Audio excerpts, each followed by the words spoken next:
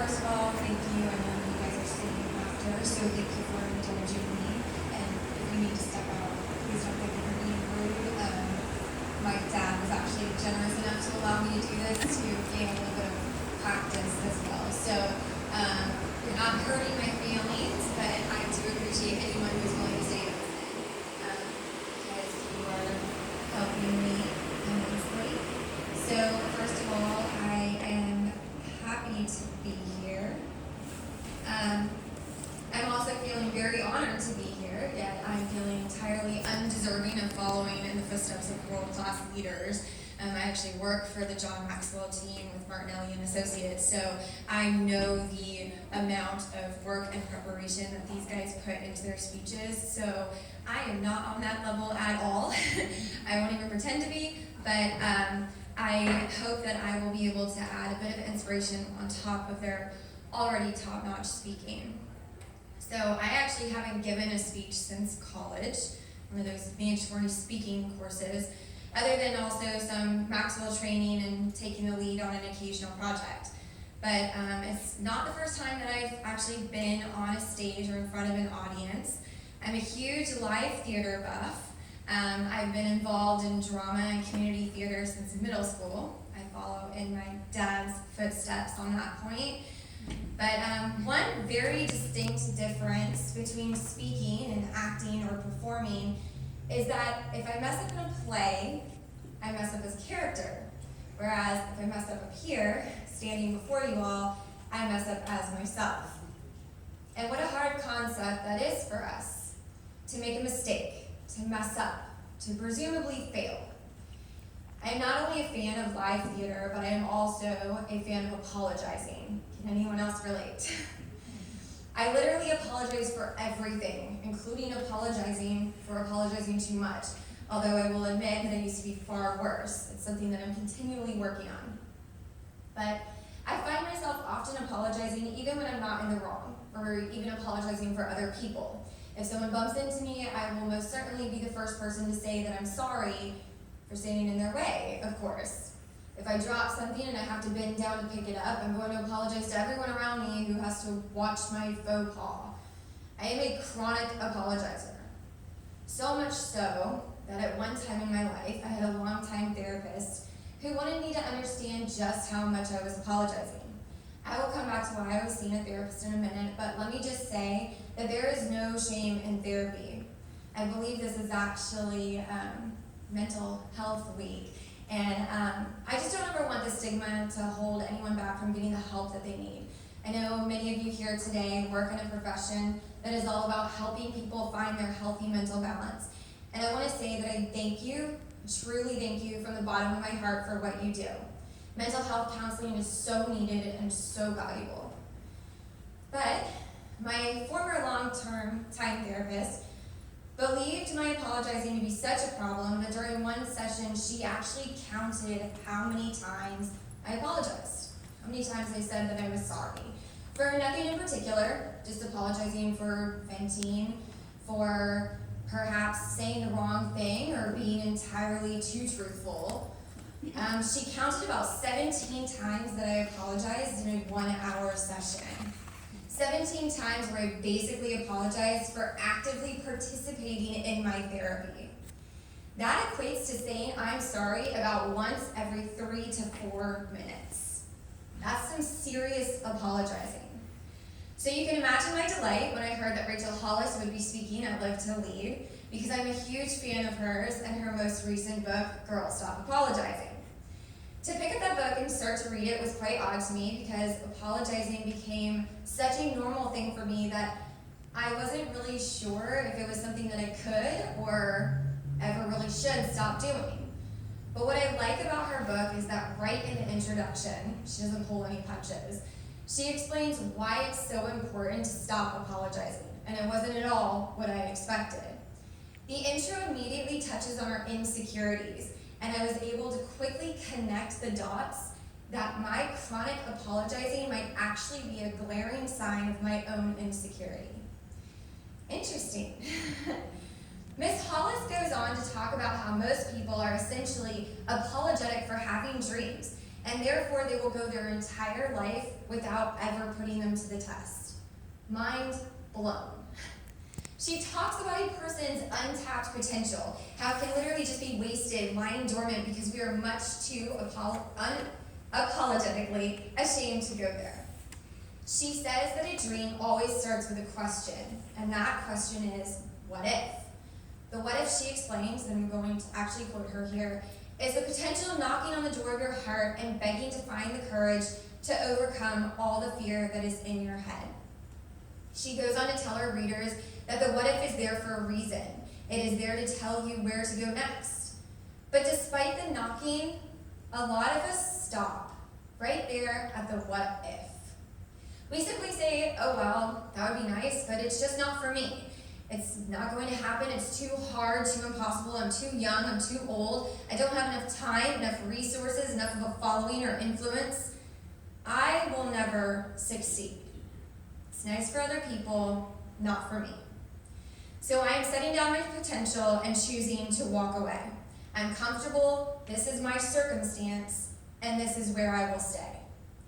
The short of it is, in my opinion, that we are too afraid of being judged, for being seen not just as an employee or a public figure or any other title that we hold in life, but for who we truly are beneath all of those superficial titles. The most vulnerable parts of ourselves, what we are most passionate about, on complete display, exposed.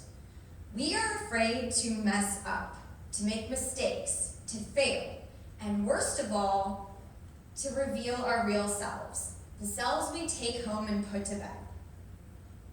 We do not want to be seen for our humanity, but rather for our positions, our authority, our achievements, or our characters, one might say. Our basic place in our plot in this world. Because to expose who we are without all the makeup could possibly see us labeled in society as the worst versions of how we see, or rather judge, ourselves. I have a lot of labels. But none have been worse than the labels imposed upon me against my will. I spent many years hiding my labels for fear of what they might mean. In 2001, I thought I had fallen in love. I was 17 years old and he was 3 years my senior and my employer. In 2004, I discovered what it was to be the victim to domestic violence. In 2004, I also discovered what it was to be a survivor of sexual assault, when my attempts to leave were not met with agreement. In 2005, I discovered that I was pregnant as a result of that sexual assault. In 2005, I also birthed a child, a beautiful baby girl, who gave me a new hope. I was 21 years old. But from that year, 2005, until even now, I had been entrapped in what seems to be a never-ending court battle, revolving around custody disputes, child support disputes, co-parenting disputes, you name it. Professionals in the field term this dilemma post-separation abuse. It doesn't stop. It has kept me mentally, emotionally, financially, and sometimes even physically drained. In 2016, I lost temporary custody of my daughter. In 2017, I lost permanent custody of my daughter. Finally, in 2018, I received a judgment that said everything about me that I feared might be true. On this coming Monday, October 14th, 2019, I will return to court once again, not of my own volition, but just another tactic of my abuser who has everything that I've ever wanted, my child, but still cannot put down the sword. By all accounts, I should not be standing here in front of you today. Because everything that I've been told and everything that I've felt and experienced says that I should be sitting in a corner silenced. In fact, just about 5 years ago, I would not have been able to stand, let alone stand here in front of you. I don't know what you've been told. I don't know what your story is. But I seriously doubt I'm the only person to ever have anything go wrong. I often say we all have something. But here's what I've learned every time I find myself in one of those moments, where I just want to give in to my circumstance, recoil from people, shut out the world, and determine to hide within myself, to keep from others my potential and my purpose, all the while to ultimately hide my labels. have a choice, even when it seems I don't. And with those choices comes hope. The two are inseparable. And hope gives us an opportunity to move forward without apology. So I can lean into that hope, or I can choose to distance myself from it. But either way, it is a choice to venture towards a what if, or to avoid it at all costs, including the cost of my dreams. This world often tells us that we are in need of fixing before we can become accomplished at anything. Whatever that is that we've determined or set our minds to, whether that's fixing our grammar, our image, our income, our personality, our appearance. Whatever it may be, it needs to be complete prior to us completing our mission, our purpose, our goals, our dreams. In other words, the world tells us we are not enough just as we are. You are not useful without a few edits, a few tweaks, a few revisions, if you will. Don't get me wrong. I am a firm believer in practice makes perfect. That's why I'm here. This is my practice. In theater, we call practice rehearsal, and it's entirely necessary to put on a proper performance. But practice isn't about perfection. It's more so about fine-tuning what's already there. A director will cast a part not with an idea in mind to completely change an individual to match the character, but because the person is already a fairly ideal match. So too, if we are purposed to accomplish something, it is not because we are simply there and available to accomplish it. It is because we are the ideal person to complete that task. In family court, you are expected to be perfect in every single way possible. You are literally judged by how well you do life, by how accomplished you can be at anything and everything. I have been judged for buying my children thrift store clothes instead of department store clothes. I have been judged for my children sharing bedrooms. I have been judged for my work experience, my schooling, my spouse, my dietary choices for my children, my furniture even. I kid you not. The court acts like the paparazzi in most regards. I've seen it on both sides, having worked in it and having lived through it.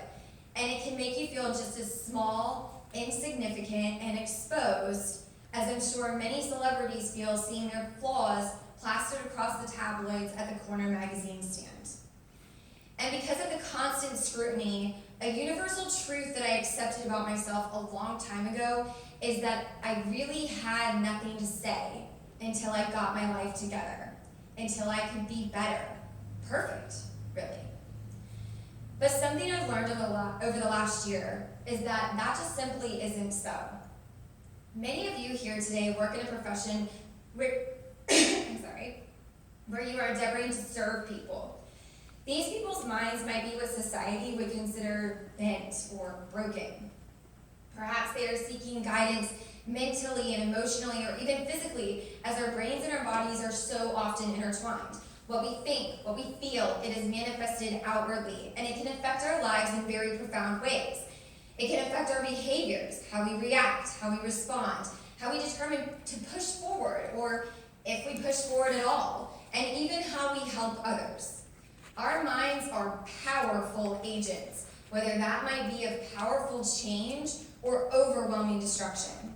Our minds are entirely brilliant and altogether not so brilliant. In other words, as remarkable as our minds might be, they will also believe just about everything and anything we tell them. But just as our minds might have the power to destroy, they also have the power to enact immeasurable positivity and life-changing transformation. Life is not perfect. It doesn't happen in this perfect order. You're a child, you grow up, you experience some hardship along the way, you're broken, you overcome it, and now you're whole again. Here's how you can achieve the same success. Stories don't always end successfully. That's a fairy tale. Even with the brokenness in between, the way it all lines up so perfectly in the end, and the way it so pleases everyone with a happy ending tied with a bow, the way it allows the world to craft your hardships into something so seemingly simple, it's not real life, it's fantasy.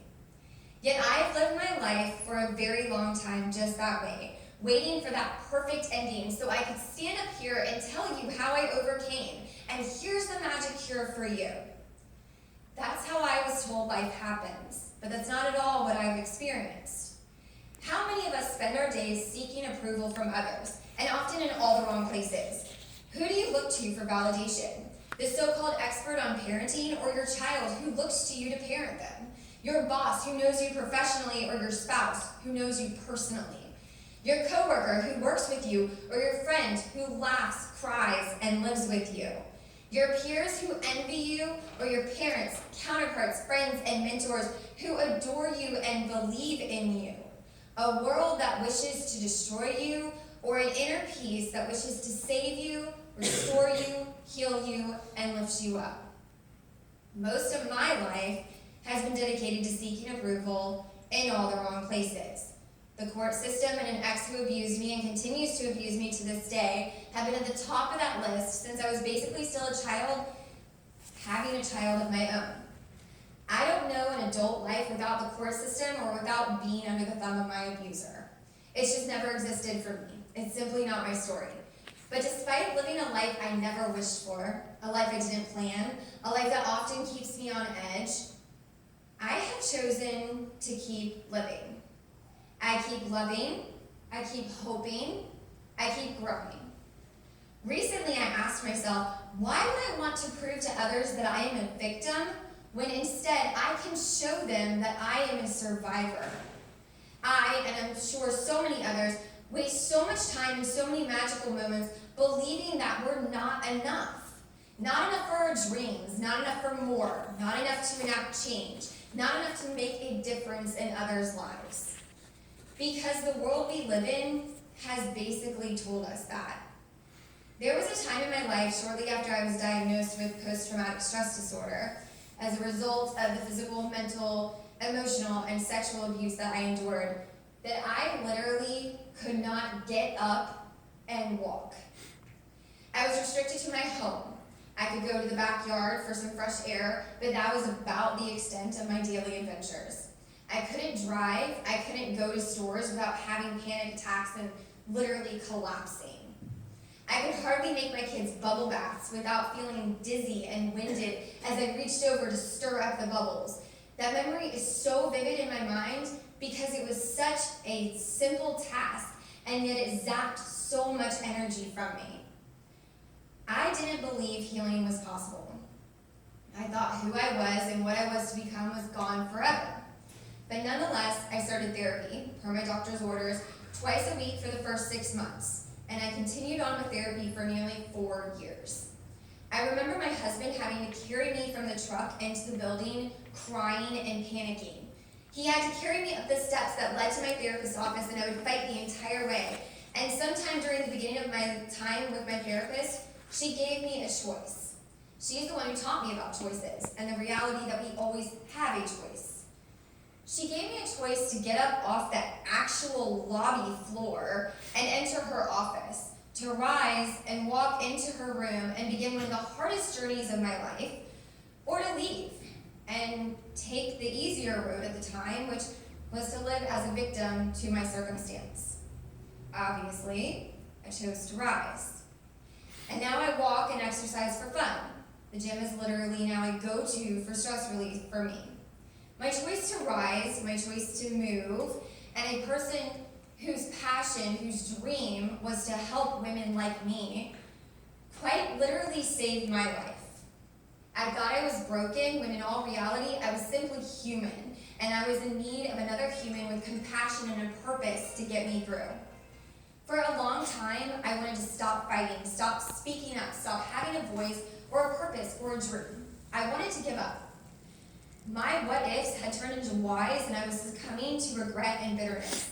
And so many of us can get to feeling that way so quickly. Whether you've had my experience or not, it doesn't have to be that extreme. There's so many things in this world that can cause us to break, to shift us from dreaming to lamenting, to silence our passion into submission. I want to tell you a story about a shell. It's not a metaphor. I want to talk about an actual seashell. We spent quite a lot of time at the beach this spring and summer. It's one of my favorite places to be. It was actually one of my safe places to go in my mind in therapy. So we're walking along the beach one day this summer and I see a shell. It stood out to me for no one reason in particular, but I just had this urge to pick it up. I wanted that shell. and there it was just lying on the shore, partially covered by sand. So I bent down to retrieve it, just thinking, this is the perfect shell. But as I lifted it and the sand fell from it, I was suddenly aware that there was a break in it, and it was immediately disappointed. My first reaction was to toss it back to the ground. Who would want a broken shell? Sorry. But then I thought, did I really only think the shell was beautiful because it was whole? Was that really the only reason that it caught my eye? The shell being broken didn't change its pattern, its pretty colors, the way it sparkled in the sunlight, or the fancy way it fanned. And there was something unmistakably charming about this shell, even in its imperfect state. Honestly, it reminded me a lot of me. So I actually kept that shell and I put it away someplace where I was likely to never see it again, but I was its new owner nonetheless. Then, not even 2 months ago, I had a weak moment. Being strong doesn't mean you aren't human, and sometimes you have those moments where you're not entirely yourself. I'm going to let you in on some secrets about me. I mess up, I ugly cry, I snap at people, I lose my temper, make bad decisions, I feel insecure, I shout, and sometimes I don't even shower for days. I am certainly not perfect, and I am sure that no one in this room is. And I don't plan to change that anytime soon, and according to Rachel Hollis, I really need to stop apologizing for that. But I do my best every single day. And in this moment where I felt like I just couldn't hold it all together, I actually came across that shell. And I was reminded that brokenness can be beautiful. And to someone somewhere out there, you are worth more broken than you are whole. You are needed in your current state, imperfections and all, whether you feel unapologetically ready or not. Your influence, your leadership, your guidance, your advice, it matters not in spite of your brokenness, but maybe quite literally because of your brokenness. We cannot be defined by the world's expectations or restricted by fear of society's labels. We don't always choose what happens to us, but we get to choose how we rise. We have to stop waiting to be fixed to the world's standards. Now is not the time to sit on the sidelines and wait for someone else to do our job. Now is the time to do your job with a little bit of chaos, a little bit of brokenness, a lot of imperfection, and a whole lot more passion. Each one of us are able to make positive change if we change the questions in our minds from why me to why not me. What if I could fill in the blank? What were you passionate about when you started out? Maybe it was just the desire for a paycheck. I always find it ironic when employers ask why you're interested in working for them. Most of us aren't interested in having a job, but our bills and our lifestyles make it pretty necessary. But even beyond the pull of a decent income or an income at all, I imagine most of you in this room chose each and every job you've had in your life, dating all the way back to your role as bag boy or girl at Publix, because at one time or another, it awakened something in you. Whether it was the brand, the image, the mission of the company, the community involvement and connection, or just the really awesome benefits. But something intrigued you, same as where you are now. You were pulled and called into your position because you either wanted something from it or because you wanted to contribute something to it. Either way, you had a passion for it. You felt that either it could change your life for the better or you could change the lives of others for the best. But somewhere along the way, maybe it became something you didn't expect. Or maybe you were slapped with the hard reality of disappointment. You didn't get the promotion. You couldn't help that one patient. Your ideas weren't valued. A personal tragedy struck. Whatever it was, the voices, doubts, fears, they might have started to creep up inside your head, paralyzing you, causing you to take a step back when you would have been better off taking that step forward. Or maybe nothing happened at all. Maybe you simply got comfortable and the buck just stopped there. Better yet, maybe you're working on something right now. Maybe that's exactly why you're here. You know there's more. You know you have a purpose, a dream, and you're ready to share that with others. Regardless of where you're at in this moment, take hold of that passion you started with and do not let it go. Not even for a second. Where there's passion, there's boldness. That was a recent subject line for Minute with Maxwell. But I'll venture to take it one step further, because where there's brokenness, there's freedom to stop apologizing for being passionate. We have to give ourselves permission to be passionate again, just the way we started, or even better than that, the way we were built to be with all the chaos that has happened in between. I am no longer a victim to my abuse. I am a survivor of my abuse. I choose to change my imposed label to something I can craft into a positive beginning rather than a devastating end. I am a survivor of my circumstance, my brokenness, my imperfections. There is so much power in how we own our circumstance as a survivor rather than a victim. Words are so incredibly powerful because remember, our minds will believe just about anything and everything we tell them. Do not convince your mind that you have nothing to say, nothing to contribute. Your stories, your purposes, your dreams, your passions, they need to get out. They are knocking on the door just waiting to be released. Whether that story, your experience is finished, complete, whole, or not, someone out there needs you. You are who they are waiting for. Just you, as you are. Being unfixed does not mean that you do not have a purpose. It doesn't mean that you aren't worthwhile right now, right where you're at, sitting in those very seats. If you're looking around and you're seeing something that you think needs to be changed, you are likely the person for the job. The fact that you showed up here today means that you know you are worth more and that you want to spread that worth to others. You are hoping to achieve a life of greatness. You are not simply resolving to accept things as they are, but you are wanting to make them better. Even when no one is following you, be the kind of leader, the kind of warrior that picks up your sword and shield, even when you're tired, weary, defeated, and broken, and steps back onto the battlefield to finish something that maybe you didn't even start, but what you have been purposed and prepared for nonetheless. If you need to do more, do more. And if you want to be more, be more. But do more and be more because you feel called and led to do so, because therein lies your passion. Not because someone tells you that's what you need to do or be, but because it's what you feel is right. I am not perfect. None of us are. We are all perfectly imperfect. And that's okay. No apology needed. But give yourself the go-ahead to start right from where you are. I don't know what you are coming out of, what defeat or seeming failure you are rising from. Maybe it's nothing at the moment, which is a great time to step out alongside those going through something and simply lead them until they can lead themselves. Maya Angelou has an inspiring quote that reads, "You may encounter many defeats, but you must not be defeated. In fact, it may be necessary to encounter the defeats so you can know who you are, what you can rise from, and how you can still come out of it." The world has so many amazing leaders, and if you endeavor to be a leader, that is a wonderful thing to be. I love leaders and the word leader.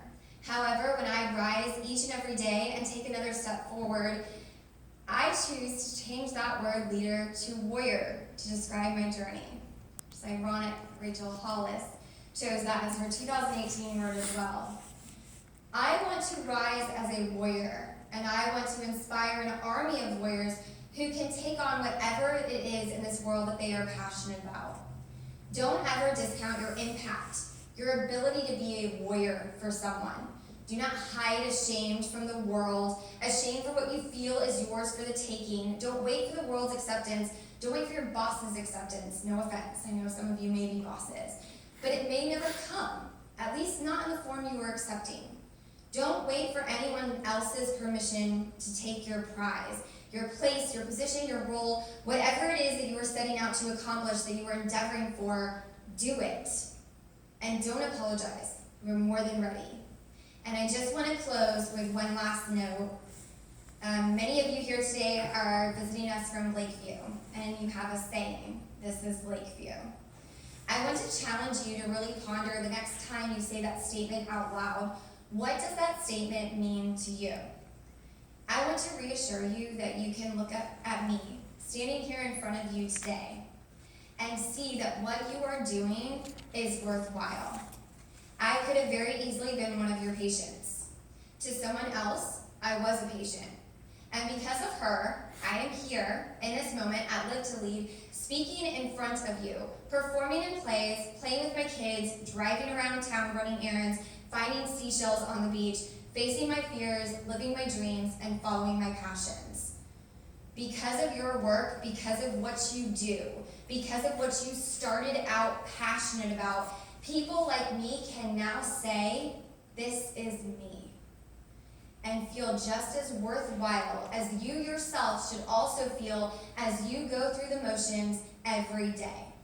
What you do matters. I have no idea what my therapist's personal life was like, nor do I need to know. But no matter what else you have going on in your life, you can still make an impact in the lives of others. You are truly warriors. You are certainly mine. Thank you.